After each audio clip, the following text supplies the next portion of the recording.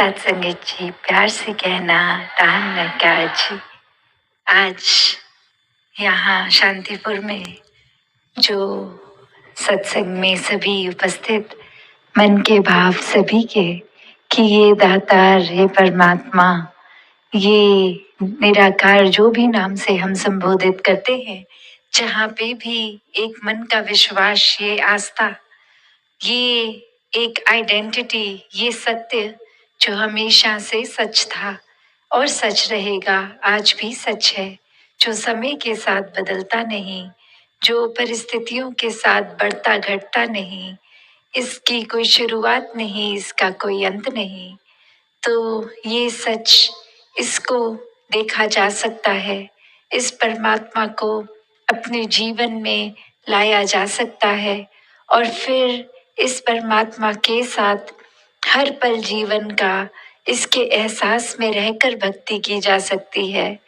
तो ये एक भाव मन के भक्तों के हमेशा से जो रहे कि कोई भी इस संसार में इंसान है तो ये आत्मा उस इंसान की पीड़ित है और इस आत्मा को एक आनंद सुकून मिलना है तो परमात्मा के साथ मिलकर ही ये आत्मा निराकार की अंश जब अपने परम स्रोत में जाएगी तो ही एक तत्व एक इस्टेब्लिश होगा और ये एक मिक वाली अवस्था, ये एक हो जाने वाली अवस्था। और कैसे फिर हर समय भक्तों ने यही अपने आप को महसूस किया कि परमात्मा और उनकी रूह एक हो गई है और वो ही आनंद में भक्ति भरा जीवन जीते हैं। फिर ये शारीरिक रूप तक ही या फिर कोई शरीर की पीड़ा, कोई धन दौलत, इससे भक्तों ने कभी भी अपने आप को एक जोड़ा नहीं। महलों में रहने वाले भी भक्त भक्त हैं, झोपड़ी में रहने वाले भी भक्त भक्त हैं। कभी भी एक अवस्था सिर्फ भक्ति की धन दौलत से तुलना नहीं की जा सकती उसकी, क्योंकि एक मन की अवस्था है, ये तो परमात्मा पे विश्वास, परमात्मा के एहसास से जुड़ी हुई अवस्था है। इसकी आर्थिक स्थिति से कोई इसका लेना देना नहीं है। तो ये धन दौलत, ये घर परिवार, ये रिश्तेदार, ये तो जीवन में जो जुड़े हैं हमारे साथ, तो इस शरीर की जब तक ये सांसों की यात्रा है तब तक ही ये सब है। और ये जो असली नाता जिससे जुड़ा है इस आत्मा का, ये परमात्मा के साथ, ये एक इटर्नल रिश्ता है, ये हमेशा के लिए रहने वाला रिश्ता है। ऐसे ही अगर हम एक कोई धर्म ग्रंथ खोल के देखें तो ये बात यही समझाई जाती है कि 84 लाख योनियों के बाद मनुष्य जन्म मिला है और ये आत्मा हर बार शरीर बदल बदल के अपने ही शरीर में इतनी कंफ्यूज होकर उसी को सच मान लेती है और इंसानी जन्म में भी फिर ये मायावी रूप जो भी आंख देखती है उसको सच मानकर एक अपने जीवन को फिर इन कार्यों की ओर ही इतना ज्यादा व्यस्त कर लेते हैं कि परमात्मा के लिए फिर मन को समय नहीं मिलता। और अगर हम वाकई ही हर दुनियावी चीज से जुड़ते जाएंगे तो फिर ये उतार चढ़ाव बना रहेगा, ये मन में भी सुकूनदायक नहीं होगी, क्योंकि कोई चीज किसी समय के लिए तो सुख देती है, फिर वही चीज एक दुख का कारण बन जाती है। तो कैसे हर समय का अगर सुख चाहिए तो फिर ये परिस्थिति से जुड़े ना जुड़े, पर ये परमात्मा की ओर जिन्होंने अपना मुख रखा, विश्वास रखा, वो हर परिस्थिति से बहुत ही सहजता से सुकून में निकल जाते हैं। जैसे ये जगह का नाम भी शांतिपुर है, तो शांति कैसी शांति? ऐसी शांति जो पल भर में है, पल में नहीं है, या हमेशा के लिए चैन सुकून वाली शांति। तो संतों ने एक बहुत ही सरल रास्ता बताया है हमेशा के लिए शांति प्राप्त करने का, और वो यही है कि परमात्मा से जुड़ो, परमात्मा के एहसास में अपनी सोच को रखो। ये दिल में परमात्मा को इस तरह बसा लो कि हर समय ही कोई काम करते हुए ये परमात्मा की याद मन में बसी रहे, इसी के एहसास में हर काम करते रहें। तो कैसे फिर हमेशा रहने वाली शांति से जब जुड़ेंगे, स्थिर के साथ जुड़ेंगे, तो मन भी स्थिर हो जाएगा, मन भी विशाल हो जाएगा। और ये शांति फिर वही अवस्था, जैसे अक्सर आप सभी ने गौतम बुद्ध जी की वो कहानी बहुत बार सुनी कि कोई व्यक्ति आता था और उनके ऊपर थूक के चले जाता था, और उनके मन की शांति, ये उनके मन में टॉलरेंस इतनी कि वो अपनी अंदर से अवस्था को बिगड़ने नहीं देते थे। वो चाहे कितनी बार आके ऐसा कर जाता, और उसी तरह इस परमात्मा के एहसास में मगन रहते थे। फिर वो एक शरीर का भी कोई कष्ट नहीं थी उनके, एक परेशानी भी उसमें नहीं झलकती थी, ना वो कोई कठोर वचन उस व्यक्ति को बोलते थे। और कैसे फिर एक दिन अपनी गलती का एहसास करके वो व्यक्ति जब उनसे माफी मांगने आता है, तो भी उनके स्वभाव में कोई फर्क नहीं।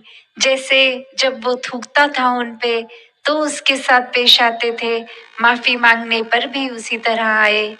तो संत तो ऐसे एक किसी भी अवस्था से जुड़ते नहीं हैं, एक दुख सुख से ऊपर आनंद की अवस्था में रहते हैं। फिर कोई कोई अच्छी बात बोल रहा है, उन्हें बुरा बोल रहा है, कोई अच्छा एक व्यवहार रख रहा है उनके प्रति या नहीं रख रहा, वो उन चीजों से नहीं जुड़ते। ये एक आनंद की शांति की अवस्था ये अचीव कर लेते हैं संत। और यही अवस्था हम सबके भी हिस्से आई है, क्योंकि ये जन्म इंसानी रूप में हम सभी को मिला है। और ऐसा करने के लिए ये अपॉर्चुनिटी है, ये हमें समय इस परमात्मा ने दिया है कि इंसान के शरीर में आए हैं, तो वाकई ही इंसान बने। और जब पूरी तरह से इंसान बनने का मतलब यही कि परमात्मा की अंश हैं हम, परमात्मा का ही रूप है, तो पूरी तरह एक परमात्मा बन के जिए। तो कैसे हर किसी में वो पोटेंशियल है, every soul is potentially divine, कि वो एक अपना दैवीय रूप हर किसी का जो है, उसको इंसानी जन्म में जिया जा सकता है और पूर्णता से खुद को इस परमात्मा के साथ जोड़ा जा सकता है। तो अगर ये इंसानी जन्म हम व्यर्थ कर देंगे, हर समय यही सोचेंगे कि अभी बाल अवस्था है, पढ़ने लिखने खेलने की उम्र है, या फिर नौजवानी में कोई और जिम्मेवारी काम है, या फिर बुढ़ापे में करेंगे भक्ति, तो बात वही कि किसी को नहीं पता कि हमने कब इस संसार से रुखसत हो जाना है। तो बात वही कि एक समय की इंतजार ना करें, भक्ति अभी से आज से शुरू करी जा सकती है। इस परमात्मा से जितना गहरा नाता बनाएंगे, हमारे सारे सांसारिक कार्य, सब जिम्मेवारियां, वो भी बहुत ही सहजता से स्वाभाविक रूप से निभ जाएंगी, एक उसको अच्छे से निभा लेंगे। और प्राथमिकता फिर भी परमात्मा अगर है तो, वरना तो ये जिम्मेवारियां निभाते निभाते वो जिम्मेवारियों को हम बोझ भी समझ लेते हैं। ये भूल जाते हैं कि ये जिम्मेवारियां, ये परिवार, ये भी तो परमात्मा का ही आशीर्वाद है। जब हम उस इक्वेशन से परमात्मा को निकाल लेंगे तो सब बोझ लगता है। कभी कभी तो मानसिक तनाव भी ऐसा आ जाता है कि हम खुद को ही बोझ अपने ऊपर समझ लेते हैं। तो वही बात संतों ने हमेशा समझाई, आज भी समझाते हैं कि जितना इस निराकार से, इस परमात्मा से जुड़ेंगे, इसको हर समय पहले ब्रह्म ज्ञान द्वारा इसको देखकर फिर इसमें विश्वास होगा, और फिर इस परमात्मा से प्यार होगा, और फिर ये प्रेमा भक्ति का जीवन इस तरह एकत्व का जीवन बन जाएगा आत्मा परमात्मा का, कि सिर्फ फिर ये रूह और निराकार का रिश्ता नहीं, ये तो निराकार हर किसी में है, कण कण में है पूरे ब्रह्मांड के, तो हर एक इंसान से बिना भेदभाव एक प्यार होता चला जाएगा। क्योंकि एक इंसान जब खुद ही प्रेम बन गया है तो प्रेम ही बांटता है। तो कैसे हर किसी ने जहाँ अपने जीवन में प्रेम को अपनाना है, पहले खुद बनकर प्रेम ही बांटना है। फिर ये किसी के प्रति इंसान नफरत कर ही नहीं सकता, क्योंकि सभी में परमात्मा है और ये नजर आएगा। तो कैसे ये परमात्मा को हर समय देखते हुए इंसानी जन्म में ही ये भक्ति की जाए। एक मुक्ति की बात जो है, ये जीते जी फिर संत तो जीवन मुक्त हो जाते हैं। एक जीवन के उतार चढ़ाव, ये जंजाल, ये भरम भुलेखे, ये जीते जी ही आत्मा को एक बंधन कटे हुए जब ब्रह्म ज्ञान मिल जाता है और जब आंखें बंद हो जाती हैं, मृत्यु आ जाती है, तो भी इस आत्मा को पता है कि ये शरीर के बाद अब जाना कहाँ है। इस परमात्मा में जो जीते जी एकमिक है, वही मृत्यु के बाद भी अपना असली घर ये परमात्मा को पहचानता है, इस परमात्मा में एक हो जाता है। और इसी तरह हर किसी के हिस्से ये मुक्ति का हकदार हर कोई बन सकता है इस इंसानी जन्म में। तो संतों ने हमेशा जगाया है कि सो रहे हैं, दुनिया में कहीं खो गए हैं, तो अब जाग जाएं, इस परमात्मा से रूबरू हो जाएं, इस निराकार को जान लें, इसमें एक तरह से घुल जाएं, तो ही जीवन में फिर जहाँ वास्तविकता में परम इंसान भी बनेंगे, पूर्णता से